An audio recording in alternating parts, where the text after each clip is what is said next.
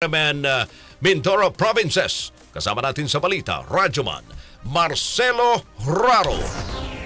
Dahil sa pangambang walang maihandang litson sa mga hapagkainan, sa mga piyestahan at lalo na ngayong holiday season sa Occidental Mindoro, nag-atas na ang pamalaang panlalawigan na payagang makapasok ang mga negosyante ng baboy para magsupply sa lalawigan. Sa panayam ng RMN News kay Provincial Agriculture Chief at Acting Veterinarian Officer Engineer Alriza Zubiri na sadyang malaki na ang kakulangan ng baboy sa lalawigan. Nitong huling datos ng kanilang nakalap ay mayroon na lamang aniya na halos 2,000 ulo ng hog na tuluyang mauubos sa susunod na buwan sa ilalim ng Executive Order No. 50 Series of 2024 na pinagtibay ni Governor Eduardo Gadiano na ito ay magbibigay daan na para pagpasok ng mga hog mula sa lugar na nasa ilalim ng Yellow Zone, Light Green Zone at Green Zones. Niliwanag ni Engineer Zubiri na dadaan pa rin sa mahigpit na protocol ng provincial at municipal veterinarya ng papasok ng mga vendor ng hog. Kinakailangan pa rin aniya ang mga permit at documentation mula sa Bureau of Animal Industry. Sa kasalukuyan, may 9 na bayan pa rin ang may positibo sa ASF at ang buong Occidental Mindoro ay nasa ilalim pa rin ng state of calamity due to ASF. Kasama mo sa RMN Mindoro Province, Radyoman Marcelo Raro. Tatak! RMN!